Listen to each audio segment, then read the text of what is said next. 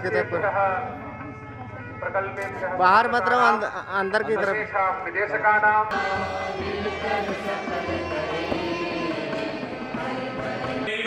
वसुधैव कुटुम्बकम् इत्यादिभिरुपदेशैः संस्कृत भाषेयम् इत्यादि संतोष सेवाव्रतं संस्कृतं विश्व कल्याण निष्ठायुतं संस्कृतं एकमेव। इदानीं निवेदये कुलपतिवर्य। दीक्षांत समारोह के मुख्य अतिथि एवं केंद्रीय संस्कृत विश्वविद्यालय नई दिल्ली के कुलपति प्रोफेसर श्रीनिवास वरखेड़े जी, विश्वविद्यालय के कुलपति प्रोफेसर श्री बिहारीलाल शर्मा जी, शिक्षा विभाग के शिक्षा मंत्री उपाध्याय जी, कार्य परिषद एवं विद्या परिषद के सदस्यगण, संबंध विश्वविद्यालय के कुलपतिगण, विश्वविद्यालय के शिक्षकगण, अधिकारीगण एवं कर्मचारीगण, आमंत्रित महानुभाव, समस्त छात्र छात्राएं, देवी और सज्जनों,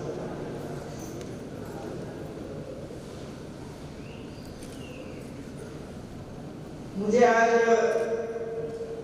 सबसे ज्यादा खुशी ये छोटे छोटे बच्चों को देखकर हुई है। ये छोटे छोटे बच्चे संस्कृत महाविद्यालय में पढ़ते हैं और ज्ञान संस्कार दोनों प्राप्त करते हैं। यदि छोटी उम्र से ही ऐसी शिक्षा, संस्कार, ज्ञान, सद्भावना, देश प्रेम दिया जाता है तो हमारे भारत को आगे जाने का अवसर जल्दी प्राप्त होता है। मैं ऐसे छोटे छोटे सभी बच्चों को बहुत बहुत बधाई देती हूँ और आशीर्वाद भी देती हूँ कि आप जब बड़े होंगे तब आपको ही भारत को संभालना पड़ेगा।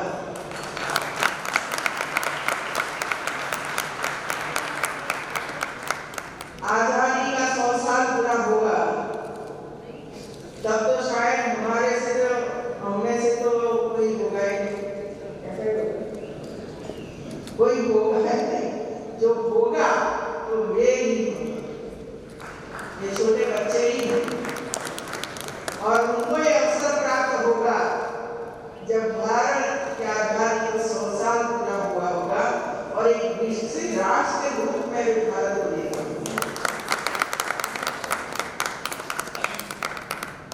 दूसरा पीएचडी, भाई संस्कृत में पीएचडी करना बहुत ही कठिन होता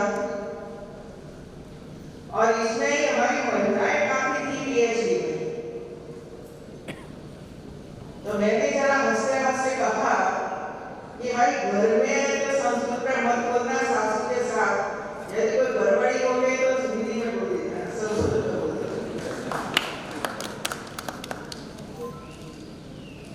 ये संस्कृत में महिलाएं भी आगे आ रही है, हमारी बच्चियों भी आगे आ रही है।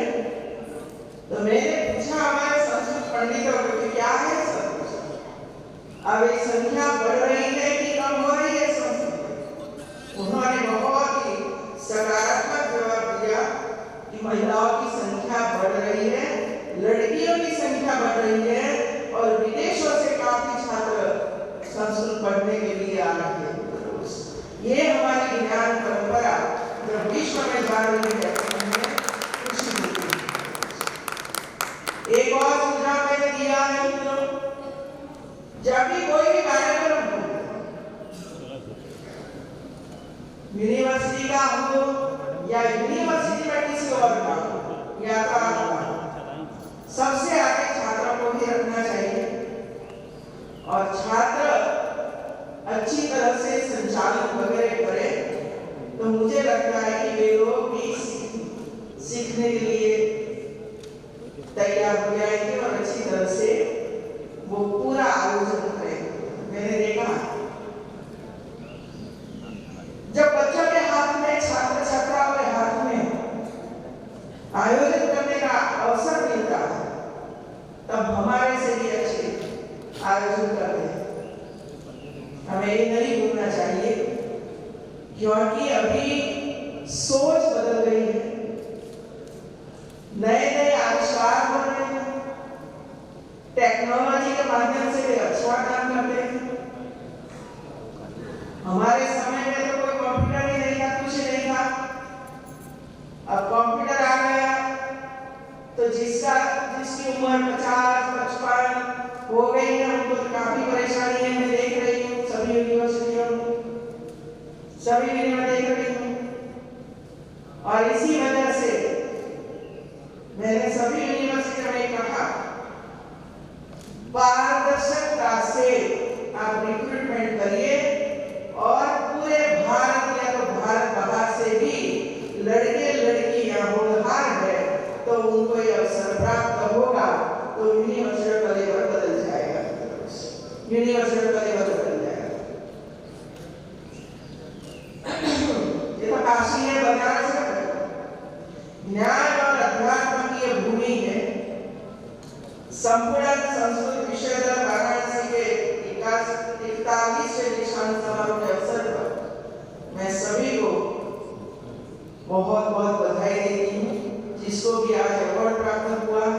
और 14,000 से ज्यादा डिग्री आज डिजी लॉकर में आ गई है। मित्रों, भविष्य में कोई भी छेड़छाड़ नहीं कर सकेगा।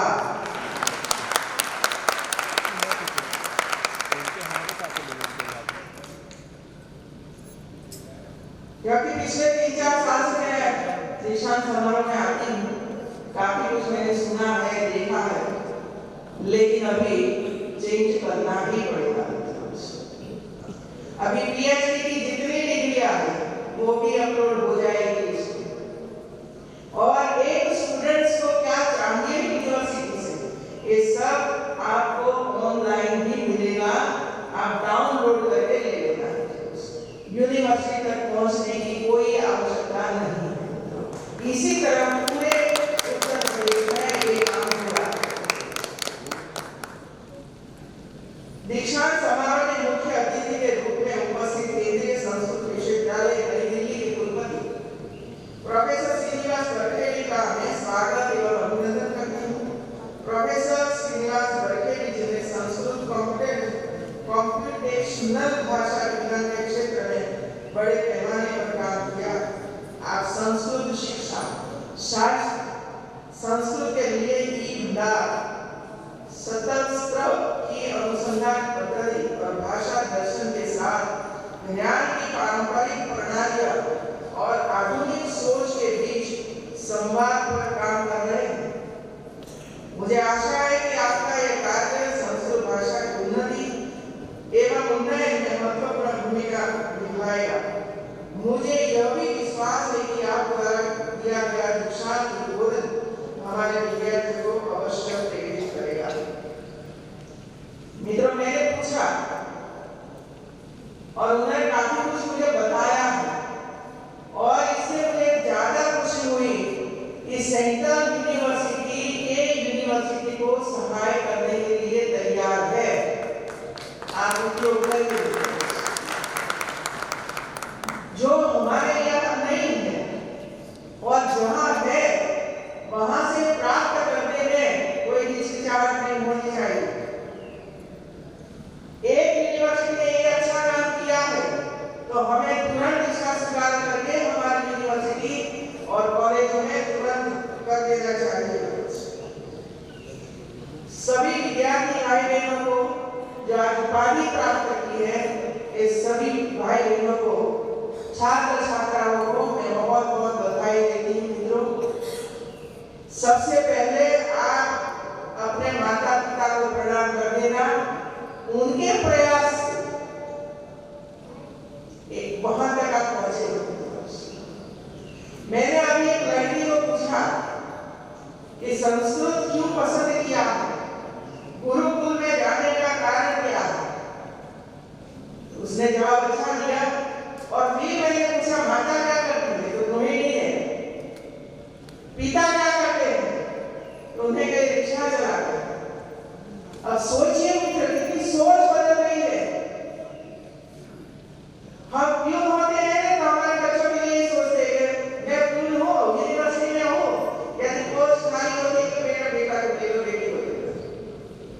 उसने ये नहीं सोचा कि मैं रिक्शा चलाता हूं तो मेरे परिवार के बच्चे रिक्शा चलाते। उनकी सोच हाई हुई है कि मैंने तो ये काम किया क्योंकि उसी समय कोई ऐसी सुविधा नहीं होती तो नहीं पढ़ पाए, लेकिन आज सुविधा है तो क्यों ना हमारे बच्चे अच्छी अच्छी जगह पर जाकर पढ़ने का काम करेंगे और एक अच्छा इंसान बनने का काम करेंगे। और आज मुझे खुशी इस वजह से हुई कि जब महिलाएं इस क्षेत्र में आई, जब महिलाएं इस क्षेत्र में आई और अच्छा इंसान बनेगी तो ये जो बुराइयां हैं ना, ये बुराइयां खत्म हो जाएगी। तो बुराइयां खत्म हो जाएगी। अज्ञानता से ही बुराइयां बनती है और फिर एक परंपरा हो जाती है। लेकिन जब छोटी उम्र में लड़कियां पढ़कर गुरुकुल जैसे स्थान पर पढ़कर जब बाहर निकलती हैं, तब वो अपनी तरफ से सोचती है सही क्या है, गलत क्या है। मैं एक रामायण की घटना इस हिसाब से मैं आपको सुनाना चाहती हूँ। रामायण में एक घटना थी, राम भरत दो भाई हैं, आपको पता है। कैकेयी उनकी माता थी और वो सहस्त्र विद्या सब विद्या सिखाती है चारों भाइयों को, क्योंकि खुद ही शस्त्र विद्या जानती थी, योद्धा थी। एक बार परीक्षा के लिए दोनों भाइयों को बाहर ले गई और एक कपोत रखा था एक पेड़ पर। तो उसने सबसे पहले भरत को कहा कि भरत संधान करिए, विद्ध करिए उसका। तो भरत ने नाम बोल दिया कि मैं नहीं करूंगा, क्योंकि ये जीवित है और जीवित व्यक्ति को किसी को मारना नहीं चाहिए। ईश्वर ने जब जन्म दिया है तो उसको जीना ही है, तो मना कर दिया। फिर उसने राम भगवान को किया, राम को कहा कि बेटा राम आप अनुसंधान करिए और लगाइए। तो राम ने तुरंत किया और कपोत को गिर दिया, कपोत नीचे गिरा।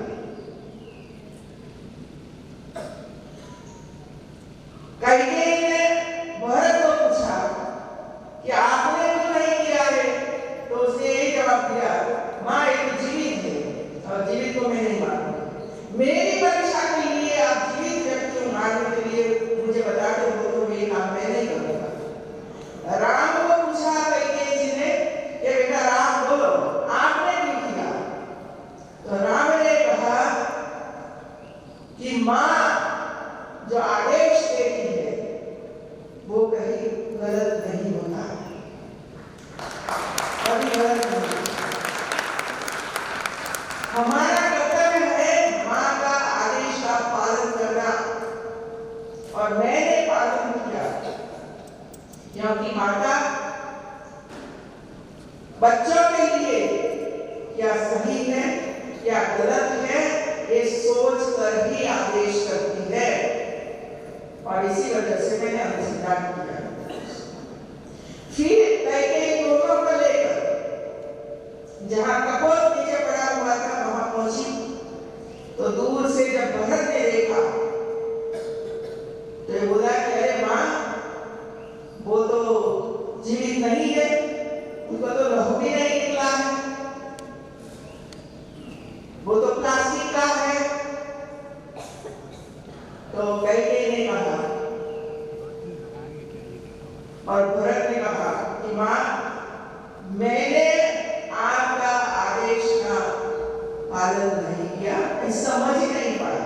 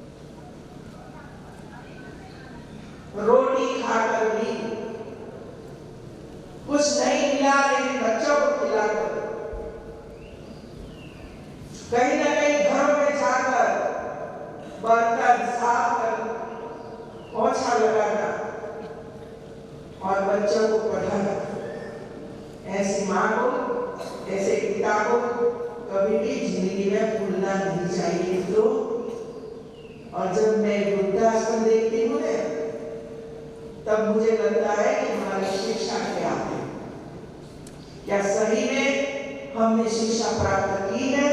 यदि सही में शिक्षा प्राप्त की होती तो हमारे माता पिता वृद्धावस्था में ये वृद्धाश्रम में नहीं दिनों काटते नहीं देना।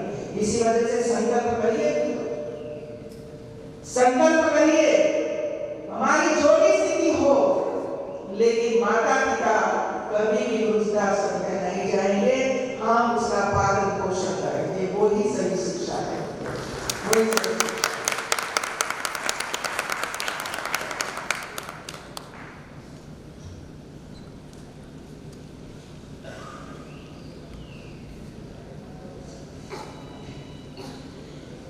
एक श्रेष्ठ राष्ट्र के निर्माण में विश्वविद्यालय की भूमिका से हम सभी परिचित हैं। भारतीय विश्वविद्यालय भी भारतीय प्रजातंत्र एवं गणतंत्र की भावना के अनुरूप समानता के सिद्धांत के अनुसार उच्च शिक्षा के प्रचार प्रसार में संलग्न है।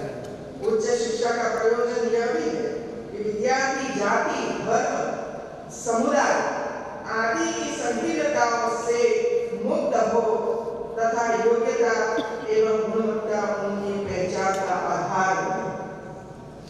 सबसे ज्यादा जातिवाद, आप सोच लीजिए, अपने अपने हृदय को पूछ लीजिए, सबसे ज्यादा जातिवाद कहाँ है? और ये पढ़े लिखे लोग भी जातिवाद में मानते रहेंगे तो आने वाले समय में हमारा क्या होगा? और कई स्थानों पर मुझे ये भी बताया गया, यूनिवर्सिटी में कोई एक जाति का विषय आया तो जितने उनकी जाति का अध्यापक वहां होते सब उसके इर्द गिर्द, सब उसके इर्द गिर्द बाकी, और विषय भी वही करता है, अपने वालों को आगे बढ़ाना। रिक्त स्थान की जब नियुक्तियां होती है उसी समय की वही सोच, आप सबको पता है।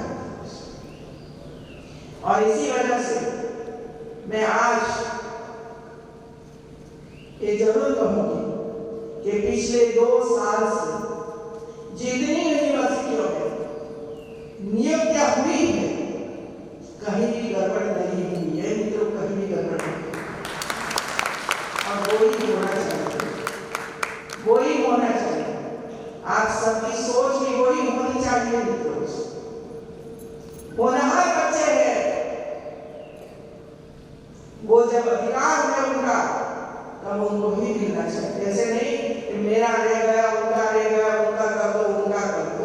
पढ़ाई अच्छी तरह से आपके बच्चों को की, वो भी होनहार बनेंगे तो उनका भी जगह मिलेगी ये लोगों को।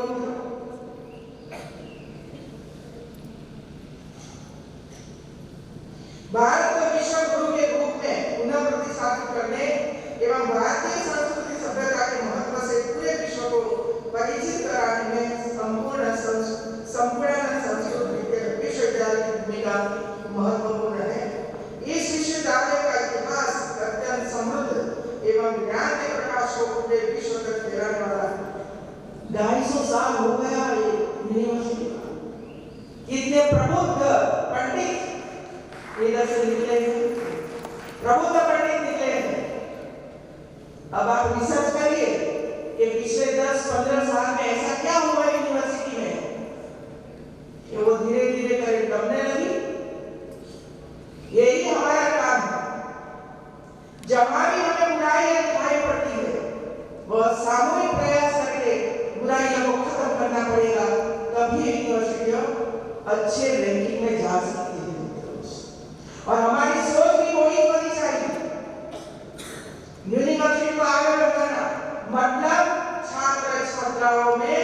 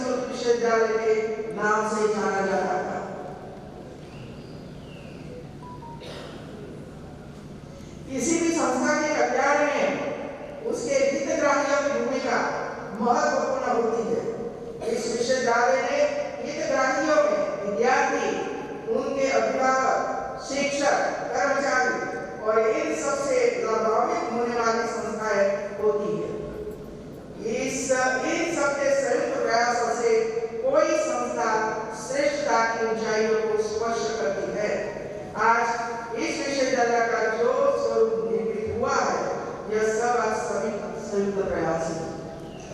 घटा या बढ़ा सब में आप हैं। संस्कृत भाषा ग्रंथों की विविधता, विशालता एवं सर्व स्वीकार्यता के कारण ही भारतवर्ष एकता के सूत्र में बंधा हुआ है। वसुधैव कुटुंबकम की विचारधारा को विश्व भर में प्रतिष्ठित करती हुई हमारी भारतीय संस्कृति जो सूक्ष्म से लेकर स्थूल जगत की समान रूप से चर्चा करती है, सनातन संस्कृति भारत की आत्मा है। इस वर्ष भारत के नेतृत्व में आयोजित G20 शिखर सम्मेलन की थीम वसुधैव कुटुंबकम, जिसके माध्यम से एक पृथ्वी, एक परिवार, एक भविष्य का संदेश पूरी दुनिया को दिया गया। इसी प्रकार संस्कृत भाषा के बारे में यह भी कहा जाता है, अमृतम संस्कृतम मित्र सरसम सरलम वचः एकता मूलकम राष्ट्रे ज्ञान विज्ञान पोषकम। हमारी संस्कृत भाषा सरल भी है, सरल भी है। संस्कृत अपने विचारों, अपने साहित्य के माध्यम से एक ज्ञान विज्ञान और राष्ट्र की एकता का भी पोषण करती है, उसे मजबूत करती है। संस्कृत साहित्य में मानवता और ज्ञान का ऐसा दिव्य दर्शन है जो किसी को भी आकर्षित कर सकता है। नई राष्ट्रीय शिक्षा नीति में संस्कृत भाषा में निहित ज्ञान विज्ञान को शिक्षा का मूल आधार बनाते हुए भारतीय मनीषियों जैसे चरक, सुश्रुत, आर्यभट्ट, बराबर, शंकराचार्य, चाणक्य आदि के योगदान का भी स्मरण किया जाता है। संस्कृत विद्या के अध्ययन का लक्ष्य मात्र जीविका प्राप्ति न होकर संपूर्ण राष्ट्र की गरिमा रक्षा करने का दायित्व भी संस्कृत विद्वानों के ऊपर ही है। हाल के दिनों में संस्कृत विद्या को लेकर जो प्रयास किए उसे संस्कृत को लेकर एक नई जागरूकता आई। अब समय है कि इस दिशा में सभी अपने प्रयास और बढ़ाएं। प्राचीन विरासत को संजोना, उनको संभालना, नई पीढ़ी को देना इस हम सबका कर्तव्य है और भावी पीढ़ियों का उस पर हक भी है।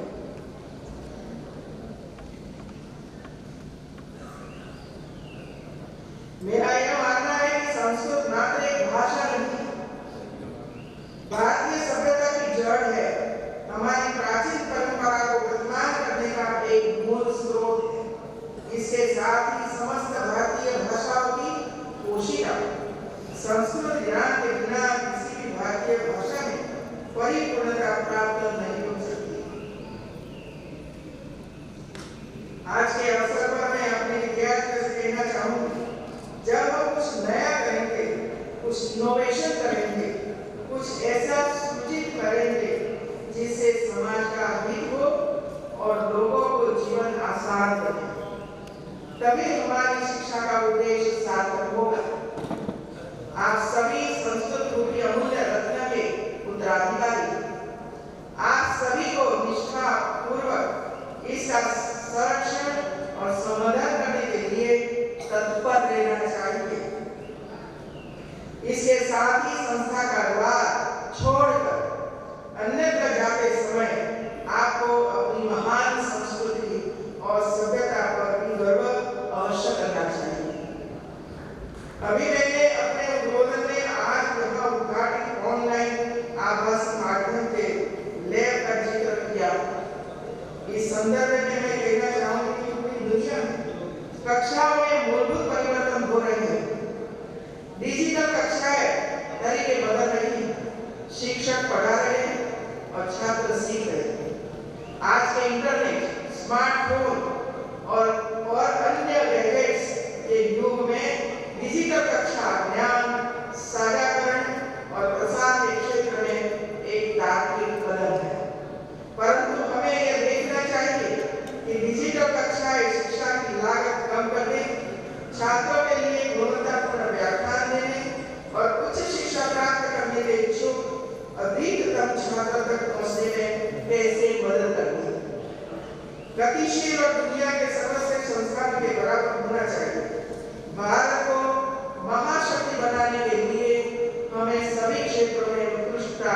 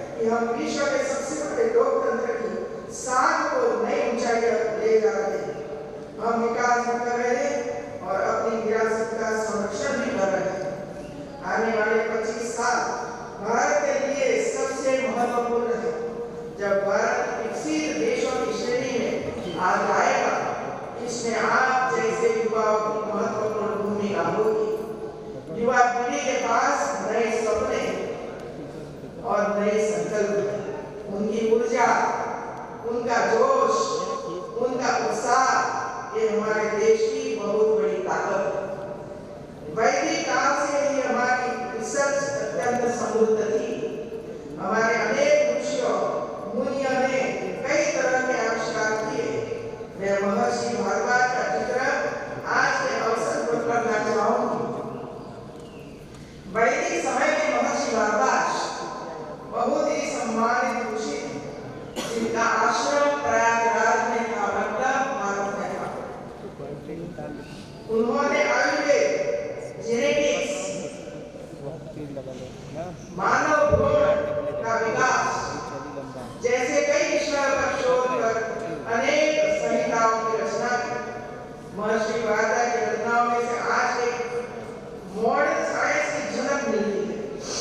महर्षि ने विमान संहिता की रचना की। आज तक हम ये मानते रहे कि विमान तो राइट प्रदर्शन नहीं, विमान की कल्पना, विमान का आकार, विमान किस तरह बनता है, ये सब महर्षि भारद्वाज ने तैयार किया था और बंबई के समुद्र पर 1500 मीटर तक उन्होंने उड़ाया था। ये हमें पता होना चाहिए।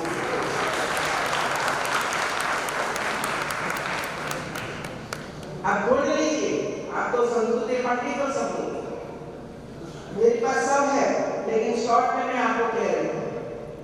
लेकिन उसी समय अंग्रेजों का शासन था, बेदखल ने दबा दिया और 8 महीने के बाद वो ही आधार लेकर राइट ब्रदर्स ने विमान बनाया और आज हमारे बच्चों को वही सिखा रहे हैं कि उन्होंने आविष्कार किया था विमान का।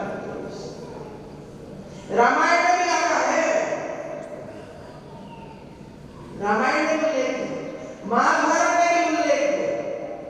और इतने बड़े बड़े ऋषि मुनियों ने जो आविष्कार किया है, उनको बाहर लाना आप जैसे पंडितों का काम है। आप जैसे पंडितों का काम है। उनका आकार ऐसा हो, 3 प्रकार के विमान बनाए थे उन्होंने।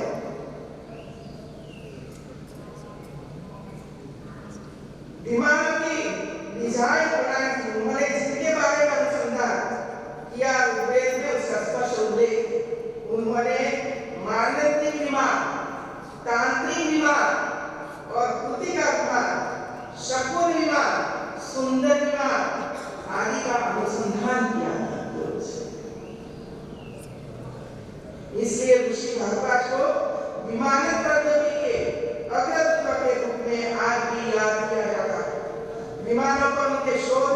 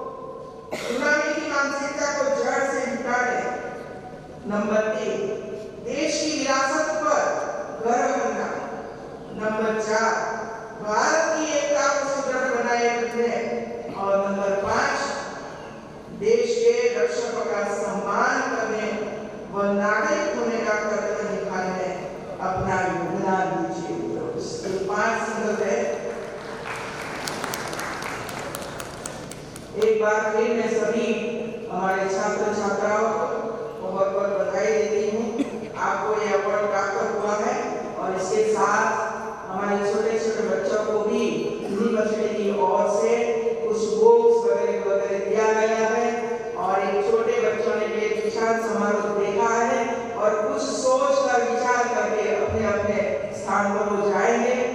और हमारी महिलाएं हैं, आंगनवाड़ी की कार्यकर्ती है जो 3 से 6 साल की उम्र के बच्चों को संभालती है, पढ़ाती है और आगे बढ़ाती है, सगर्भा माताओं का ध्यान रखती है और डिलीवरी हॉस्पिटल में वो इसके लिए प्रयास भी करती है और कुपोषित बच्चों की संख्या कम हो, कोई कुपोषित बच्चा का जन्म ही न हो, इसी तरह प्रेग्नेंट वुमन को समझाना, खिलाना एक छोटा लेकिन बड़ा काम ये महिलाएं हमारी कर रही हैं। तो ये महिलाएं कर रही हैं।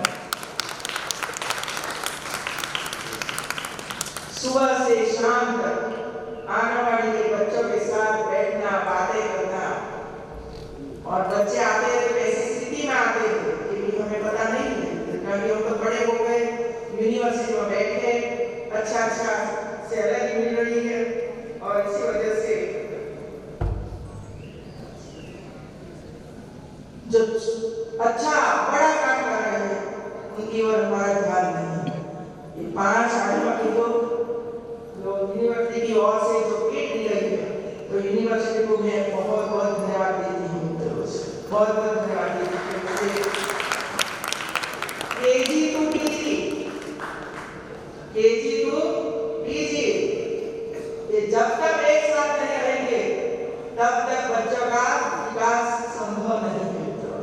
और इसी वजह से हमारा एक प्रयास है कि केजी भी देखना है, पीजी भी देखना है, उनके साथ जुड़ना है, गांव गोद लेना है और गांव में जाकर भी बच्चों और हमारे किसानों की माताओं की चिंता भी साथ में करनी है।